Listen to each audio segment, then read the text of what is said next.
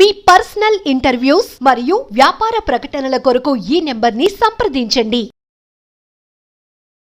నమస్తే, welcome to మనం TV. ప్రస్తుతం నాతో పాటు ఉన్నారు బిగ్ బాస్ ఫేమ్ శేఖర్ భాష. మాట్లాడదాం. భాష గారు నమస్తే. నమస్తే. హాయ్ బలి. ఇదే రెగ్యులర్ గా మీరు న్యూస్ అప్డేట్స్ చూస్తూనే ఉండుంటారు. ఆర్జీవి గారు యాక్చువల్గా మీతో సినిమా కూడా తీద్దాం అనుకున్నారు. ఈ లావణ్య రాష్ట్రాల కేసుకు సంబంధించి మీరు చేసినటువంటి ఫైట్, మీరు ఎట్లా వాస్తవాలు వెలుగులోకి తీసుకొచ్చారు, మొత్తం ఆయన ఫాలో అయ్యారు. ఎంతవరకు వచ్చింది ఆ సినిమా? ఇప్పుడు ప్రస్తుతానికి ఆయనే ఆయనకే పోలీసులు సినిమా చూపిస్తున్నారు, ఒక చట్టంలో ఇరుక్కున్నారు పాపం. ఓకే. సో బట్ బేసికల్లీ భారతదేశం ప్రతి పౌరుడికి ఒక వాక్ స్వాతంత్ర హక్కు గ్యారంటీ చేసింది. వాక్ స్వాతంత్ర హక్కు, పత్రికా స్వాతంత్ర హక్కు, ఇవన్నీ కూడా. సో వాళ్ళ ఒపీనియన్ని స్వేచ్ఛగా చెప్పచ్చు, బూతులు తిట్టకుండా రీజనబుల్గా ఇది చేయాలి. అవతల వాళ్ళని మరీ కించపరిచే విధంగా కాకుండా మీ ఒపీనియన్ ఏదైనా మీరు చెప్పచ్చు. దానికి మీరు కొంతసార్లు వ్యంగ్యం జోడించవచ్చు, కొంతసార్లు సర్కాజం, ఇట్లాంటివన్నీ కూడా పెట్టచ్చు. సో ఇప్పుడు వర్మ గారు పెట్టిన పోస్ట్ కరెక్టే అంటారా? చంద్రబాబు నాయుడు గారు, లోకేష్ గారు, పవన్ కళ్యాణ్ గారు లేడీస్కి వాళ్ళ హెడ్స్ తీసేసి వీళ్ళ హెడ్స్ పోస్ట్ చేశారు. అంటే మహిళలకి వీళ్ళ తలకాయలు పెట్టారనమాట, పొలిటీషియన్స్ తలకాయలు పెట్టారు. ఓకే, అది తీవ్రంగా అవమానపరిచారని చెప్పి ప్రకాశం జిల్లాకు సంబంధించిన ఒక పర్సన్ అక్కడ మద్దిపాడు పిఎస్లో కంప్లైంట్ చేశారు. దాని ఆధారంగా ఇన్వెస్టిగేట్ చేస్తున్నారు పోలీసులు, నోటీసులు ఇచ్చారు.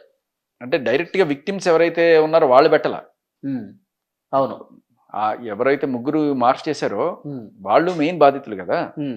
సో వాళ్ళు పెట్టకుండా వేరే వాళ్ళు ఎవరో మా అధినాయకుడిని అగౌరవపరిచారు, దెబ్బతిన్నాయి అనేది పెట్టుంటారు. బట్ గారు క్వశ్చన్ చేసింది అదే, నేను పోస్ట్ చేసిందేమో వీళ్ళ మీద. 1 year తర్వాత ఇప్పుడు ఈయనకి పోలీస్ స్టేషన్లో కేసు పెట్టాడు. 1 year నుంచి ఆయన ఆగాడు. ఇప్పుడు ఆయనకి జస్టిస్ 1 weekలో అయిపోవాలని చెప్పి పోలీసులు ఆయన వెంటబడుతున్నారు. అది జస్ట్ అంటే కామన్ సెన్స్ ఎవరికైనా కూడా అర్థమయ్యేది ఏంటంటే, ఆ 1 year క్రితం వేరే గవర్నమెంట్ ఉంది, ఆ గవర్నమెంట్లో కేసులు ఎవరు తీసుకునే పరిస్థితి. ఇది తమిళనాడు రాజకీయాలు చూడండి. అప్పట్లో జయలలిత కరుణానిధి, ఆయన సింహాసనం ఎక్కితే ఈవిడ జైలుకి వెళ్తుంది, ఈవిడ సింహాసనం ఎక్కితే ఆయన జైలుకి వెళ్తాడు. ఆవిడ పేరు జయలలిత అంటే జయలలిత అని చెప్పి పెట్టారా అని కూడా జోకులు వచ్చినాయి. సో ఇలాంటి జోకులు ఆవిడ కనుక ఇప్పుడు జయలలిత కాబట్టి ఆవిడ జైలు వెళ్తోంది అని చెప్పే జోకు ఆవిడ గవర్నమెంట్ లో ఉన్నప్పుడు వేసావు అనుకో, నువ్వు వెళ్తావు జయలలిత, జైలుకి. అది వేరే వాళ్ళ గవర్నమెంట్ లో ఉన్నప్పుడు చల్తా. కాకపోతే ఇది వాళ్ళు చేశారు, వాళ్ళ గవర్నమెంట్ లో ఉన్నప్పుడు వాళ్ళది పై చేయి, వీళ్ళ గవర్నమెంట్ లో ఉన్నప్పుడు వీళ్ళు. పోలీసులు ఏముంది, పైన ఎవరు రాజు ఎవరు చెప్తే వాళ్ళు హోమ్ మినిస్టర్ అంతా వాళ్ళే కాబట్టి వాళ్ళు ఏం చెప్తే చేయాలి. దాంట్లో పెద్ద వింత కూడా ఏం లేదు. సోషల్ మీడియా అప్పట్లో ఇదే తీసుకోండి. ఇప్పుడు ఇది జరుగుతుంది అంటున్నారు కదా. లాస్ట్ గవర్నమెంట్ లో ఆయన రఘురామ కృష్ణరాజు గారిని అరెస్ట్ చేసి కొట్టారు, కాళ్ళ మీద కొట్టారు అని చెప్పి ఆయన ఆ కేసు కూడా సీరియస్ గా నడుస్తుంది. ఆయన చంపే ప్రయత్నం కూడా జరిగారు, ఆయన గుండెల మీద కూర్చొని గుద్దారంట. అదే అంటున్నా. ఇప్పుడు ఇలాంటి ఏదైనా సరే, ఇప్పుడు ఆ గవర్నమెంట్ లో ఉన్నప్పుడు వాళ్ళు చేసి ఈ గవర్నమెంట్ లో ఉన్నప్పుడు వీళ్ళు చేస్తే ఏమిటి తేడా? అంటే ఎవరికి పవర్ ఉంటే అవతల వాళ్ళని మేము తప్పుతాం. అంటే తీవ్రంగా అవమానపరిచిన, ఇష్టం వచ్చినట్టుగా సోషల్ మీడియా ఉంది కదా, మరి అలాంటి స్వేచ్ఛ ఉంది కదా. అలాంటప్పుడు ఏం చేయాలి అంటే, అలాంటప్పుడు 2 రకాల మార్గాలు. ఒకటి, మేము నిష్పాక్షికంగా ఉన్నాము, ఎవరినైనా ఇలాగే చేస్తాము, మా పార్టీ వాళ్ళని కించపరిచారు కాబట్టి మేము ఇట్లా చేస్తున్నాం అని కాకుండా, వీళ్ళ పార్టీలో వాళ్ళు కూడా ఎవరన్నా సరే అలా మాట్లాడుంటే వాళ్ళని కూడా కేసులు పెట్టి వాళ్ళని కూడా చేసినప్పుడు జనాలందరిలోకి అవును వీళ్ళు నిష్పాక్షికంగా ఉన్నారు అనిపిస్తుంది. మనకి అందరికీ తెలిసిందే, చిన్న పిల్లోడికి కూడా తెలిసిందే, ఆ పార్టీలో ఉన్నప్పుడు ఈ పార్టీ వాళ్ళు అరెస్ట్ అవుతారు, ఈ పార్టీలో ఉన్నప్పుడు ఆ పార్టీ వాళ్ళు అరెస్ట్ అవుతారు. వాళ్ళకి వత్తాసు పలికిన వాళ్ళు కూడా ఎవరైతే ఉన్నారో అది మనకి దాంట్లో పెద్ద రాకెట్ సైన్స్ ఏం లేదు. కాకపోతే ఇక్కడ ఈ ఫ్యూచర్ లో ఇదే జరుగుతుందంటే, ఇంతకుముందు మనకి లేదు ఇలా, ఏది ఇంత దారుణమైన రైవలరీ లేదు. వైఎస్ఆర్ గారు ఉన్నప్పుడు 2019 పార్టీ వాళ్ళు ఎవరున్నా కూడా 2019 నుంచి 24 వరకు ఇదే ఎక్కువైపోయింది. అంటే జర్నలిస్టులను కూడా అర్ధరాత్రుల పూట అరెస్టులు చేసి జైలుకి తీసుకెళ్లారు. ఫేస్బుక్ లో ఒక కామెంట్ చేశాడని చెప్పి, ట్విట్టర్ లో ఒక కామెంట్ చేశాడని చెప్పి సామాన్యులను కూడా అరెస్టులు చేశారు, చూసాం మనం. అంటే 2019 నుంచి 24 బాగా ఎక్కువ జరిగింది ఉదాహరణలు మనకు కనిపిస్తా ఉన్నాయి. ఏమంటారు? అంటే అదే అంటున్నాను, పెద్ద నాకేమి తేడా ఏం కనిపించట్లేదు. గవర్నమెంట్ మారింది అంతేగాని అదే వేట, అదే వేటు, అదే నాటికదే అంతా నట్టడవులు నడి వీధికి నడిచొస్తే వింత అన్నట్టుగా పెద్ద మార్పు ఏమీ లేదు. కాకపోతే ఇలాంటివి ఆగాలి ఎవరైనా సరే. అంటే ఒక మనకి ఒక సామెత ఉంది, సామెత కాదు, ఒక సేయింగ్, మనసా వాచా కర్మణ అంటాం. అంటే ఏదన్నా పనులు మనం 3 రకాలుగా చేస్తాం. మనసుతో అనుకుంటాం, కొన్ని మాటలతో చెప్తాం, కొన్ని చేతలతో చేస్తాం. ఈ పాపాలకి యమలోకంలో చచ్చిపోయి వెళ్ళిపోయిన తర్వాత మనసుతో చేసిన పాపాలకి మనసుతోను, చేతులతో చేసిన పాపాలకి చేతులతోను, తర్వాత మనస వాచ కర్మణ నోటితో చేసిన పాపాలకి నోటితోను శిక్ష అనుభవిస్తావు అనేది రాసింది. అంటే ఏంటి, నువ్వు ఒకరిని మీద తిట్టావు అనుకుందాం, నువ్వు నాన్న బూతులు తిడితే నీకు నరకంలో ఏం శిక్ష ఉంటుందంటే నిన్ను కూర్చోబెట్టి 4 వస్తారు. నువ్వు ఏ తిట్లు తిట్టావో అన్ని కూడా తిడతారు. నువ్వు చీచి చీచి చీచి అని చెప్పి నువ్వు తెలుసుకోవాలి, అహో ఈ పని చేస్తే మనకి ఇంత నష్టం కలుగుతుంది అని చెప్పి నీ ఆత్మశుద్ధి అవుతుంది అనమాట. ఓకే. సో దీంట్లో లాజిక్ ఏంటంటే, నువ్వు తిట్టావు కాబట్టి నువ్వు కొట్టకూడదు, తిడితే తిట్టాలి, కొడితే కొట్టాలి. తిడితే చంపేస్తున్నారు కదా ఇక్కడ. అదే అంటున్నాను. సో ఇప్పుడు వాక్ స్వాతంత్ర హక్కు మిస్యూజ్ చేశారనుకుందాం, తిట్టారనుకుందాం. నాకు హైకోర్టు కూడా నిన్న చెప్పి క్లియర్గా చెప్పింది సార్, సోషల్ మీడియా ఉంది కదా అని చెప్పి ఇష్టం వచ్చినట్టుగా అవమానించే విధంగా ఘోరంగా మీరు ట్వీట్లు చేసినా కామెంట్లు చేసినా చూస్తూ ఊరుకోము. చూస్తూ ఊరుకోము అనేది మాకొద్దు, ఏం చేస్తారో క్లియర్ గా చెప్పండి. ఓకే, చూస్తూ ఊరుకోము, ఉరి తీసేస్తారా? పోలీసులు యాక్షన్ తీసుకుంటారు కాదు, ఉరి తీసేస్తావా? ఒక మాట అంటే ఉరి తీసేస్తావా? తీయం కదా. ఏ నేరానికి ఎంత శిక్ష చేయాలో ఒకటి ఉంది. అవును, ఐటీ చట్టం ప్రకారం సెక్షన్ల ప్రకారం ఆల్రెడీ ఉంది కదా. సో ఏ నేరానికి ఎంత శిక్ష అనేది ఉంది. చూస్తూ ఊరుకోము అనేది చెప్పద్దు, ఏం చేస్తారు అనేది చాలా క్లియర్ కట్ గా ఉండాలి. అంతే నేను అనేది. ఇప్పుడు పోలీసుల నుంచి తప్పించుకుంటున్నారండి. 2 సార్లు నోటీసులు ఇచ్చినా రామ్ గోపాల్ వర్మ రాలేదు. ఏంటి అట్లా తప్పించుకోవడం తిరగటం కరెక్టేనంటారా? అదే అంటున్నా. ఇప్పుడు ఈ సెడిషన్ కేసులు, రాజద్రోహం కేసులు పెడుతుంటారు చాలా సార్లు. అంటే నేను కంపేర్ చేస్తున్నాను అనుకోకండి.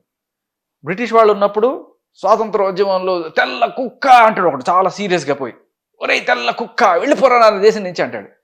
వాళ్ళు ఏం చేస్తారు, కేసు పెడతారు, ఎందుకంటే వాడు గవర్నమెంట్లో ఉన్నాడు కాబట్టి. ఇప్పుడు తర్వాత ఏమవుతుంది, వీడిని తీసుకెళ్ళి లోపల 4 పీకుతారో లేకపోతే వీడికి జైలు వేస్తారో, తర్వాత ఇప్పుడు వీడు బయటకు వస్తారు దేశశుద్ధి చేసిన తర్వాత కదా. వీడు కొంతమంది ఏం చేస్తారు, కంపేర్ చేసుకుంటారు. ఇప్పుడు అలాంటి బ్రిటిష్ ప్రభుత్వం ప్రజా మళ్ళీ ఇక్కడ తీసుకొచ్చారు మీరు, ఇక్కడికి తేడా ఏముంది, అప్పుడు బ్రిటిష్ వాళ్ళు ఇప్పుడు మీరు, అది కాదు కదా. అప్పుడు ఆ గవర్నమెంట్ ఇప్పుడు ఈ గవర్నమెంట్. అంటే ఈ గవర్నమెంట్ కూడా కక్ష సాధింపు దిశగా పోతుందని ఏమన్నా? ఏ గవర్నమెంట్ అయినా ఇప్పుడు కుక్కర్లో పెట్టి మూతేసి లేకపోతే రూమ్లో పెట్టి కొడుతున్నావు నీకు పవర్ ఉంది కాబట్టి ఏదో ఒక రోజున ఆ పవర్ నా చేతికి వస్తుంది, నేను ఊరుకుంటానా? ఇన్నాళ్ళు చేసిందని నేను ఊరుకుంటానా? ఊరుకోను కదా. అదే జరుగుతుంది. కాకపోతే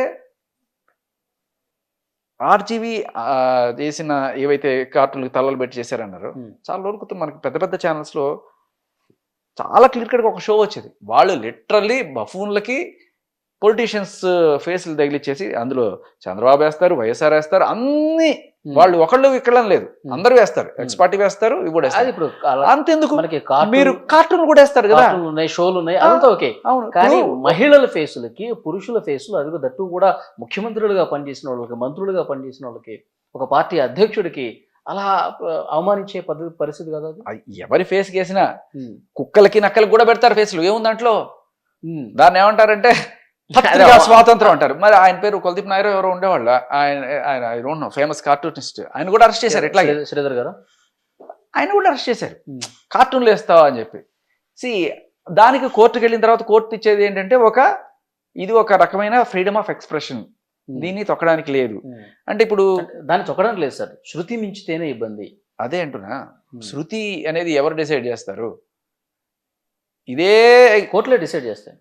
అదే అంటున్నారు. జనరల్గా కోర్టులో ఏముంటాయి, ఇవేవి ఎక్కువ ఎప్పుడైనా ఎవరికైనా శిక్ష పడ్డట్టు మీరు చెప్పండి నాకు. కోర్టు వరకే ఈ హడావిడి, లేదు బెయిల్ వరకే ఈ హడావిడి. బెయిల్ వచ్చిన తర్వాత ఏమీ ఉండదు. కాకపోతే బెయిల్ రావడం వరకే ఇక్కడ ఇది చేయాలి. కాకపోతే ఇక్కడ ఇంకొకటి ఏంటంటే, స్టేట్ కోర్టులు కూడా ఇన్ఫ్లుయెన్స్ అయిపోతాయి హైకోర్టుకి వెళ్ళినా, ఎందుకంటే అదే గవర్నమెంట్లో ఉన్నారు కాబట్టి ఇక్కడ బెయిల్ వచ్చే ఛాన్సెస్ తక్కువ అనుకునే వాళ్ళు కూడా లేకపోలేదు. ఇలాంటి దీంట్లో మనకి న్యాయం జరగాలంటే సుప్రీం కోర్టుకే వెళ్ళాలి అని చెప్పి అక్కడ వేసుకునే వాళ్ళు కూడా ఉంటారు. మేబీ రామ్ గోపాల్ వర్మ గారు ఆ దిశగా తన అడుగులు వేయచ్చేమో, అదొకటి ఉంది. ఇంకోటి ఏంటంటే, ఇటువంటి వాటి చాలా మంది చెప్పేది ఏంటంటే, మీరు ధైర్యంగా పోస్టులు పెట్టినప్పుడు, ధైర్యంగా మీరు మీ భావాన్ని స్వేచ్ఛగా ప్రకటించినప్పుడు, పోలీసులు నోటీసులు ఇచ్చినప్పుడు కూడా ధైర్యంగా ఎదుర్కోవచ్చు కదా, మీ వాదన కూడా చెప్పుకోవచ్చు కదా. దానికి ఎందుకు దాక్కుంటున్నాడు రామ్ గోపాల్ వర్మ?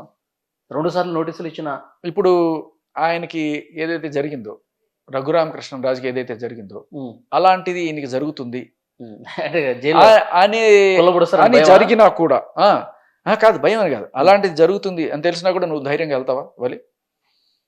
అంటే అంత చేస్తారని ఆయన భయం అంటున్నా. జరిగింది కదా అక్కడ, అది జరిగిందని ఆయన చెప్తున్నారు. మరి అలాంటిది ఇక్కడ రఘురామకృష్ణరాజు గారు అది వైసీపీ గవర్నమెంట్, అవును, జగన్ గారు ముఖ్యమంత్రి ఉన్నప్పుడు జరిగింది. అవును, అలాంటిది ఇక్కడ జరుగుతుందనే, ఈ గవర్నమెంట్ లో జరుగుతుందనే. ఇప్పుడు ఏదైనా పోలీసులు ట్రీట్మెంట్ ఒకటే రకంగా ఉంటుంది. మేబీ జరగచ్చేమో, అక్కడ జరిగింది ఇక్కడ జరగకపోయింది ఏముంది ఓకే కదా, అదే పోలీసులు అదే లాఠీ కదా. ధైర్యము దమ్ము ఇప్పుడు చూపించుకోవాలంటావా ఆయన?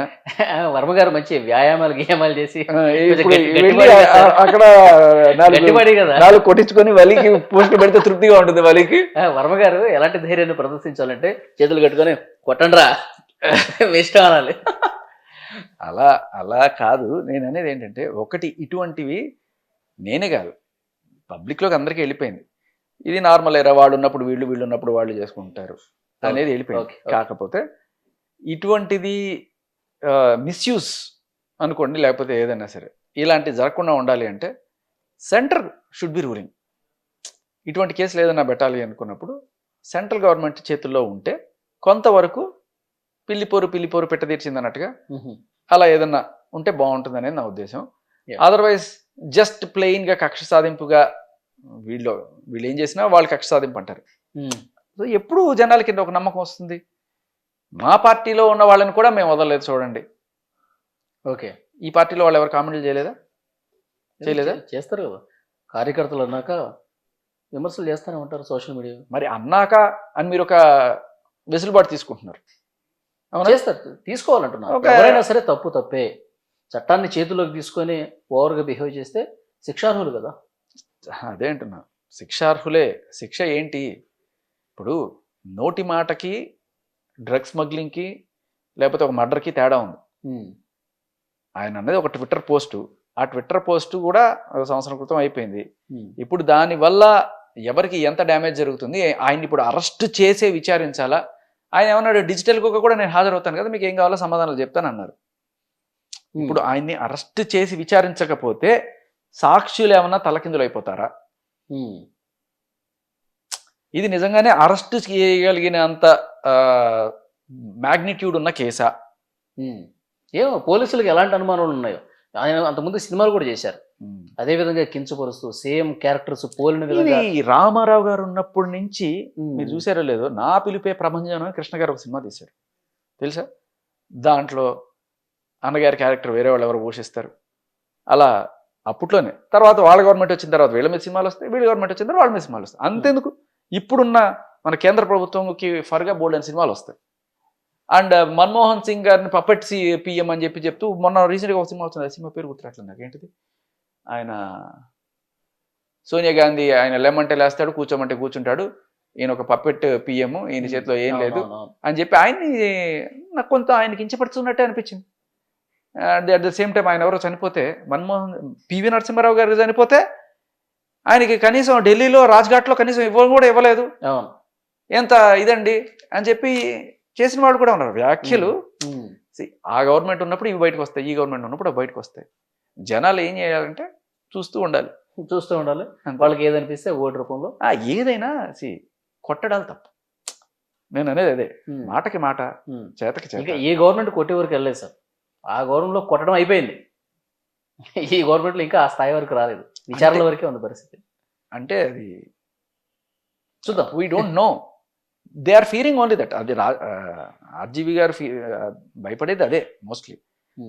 నేను డిజిటల్గా వస్తానడానికి కారణం ఏంటంటే అక్కడ ఏదైనా ఆయనకి అవమానం జరుగుతుందేమో అని. ఓకే, చూద్దాం సార్. ఇంకా పోలీసులు 2 సార్లు నోటీసులు ఇచ్చినా స్పందించలేదు. పోలీసులు కొంత సీరియస్గా ఉన్నట్టుగా తెలుస్తుంది.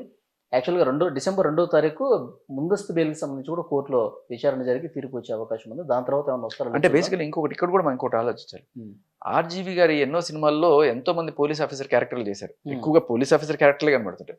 అందులో రఫ్ గా బిహేవ్ చేసే పోలీస్ ఆఫీసర్ క్యారెక్టర్లు ఈయన దగ్గర నుండి చూసి ఉంటారు, చేయించుంటారు. మరి అటువంటి పోలీస్ క్యారెక్టర్ తగ్గితే నా పరిస్థితి ఏంటి అని ఆలోచించుకోవచ్చు కదా. ఓకే, చూద్దాం. నెక్స్ట్ పరిణామాల మీద మళ్ళీ ఒకసారి మాట్లాడదాం. థ్యాంక్ యూ వెరీ మచ్ భాష గారు.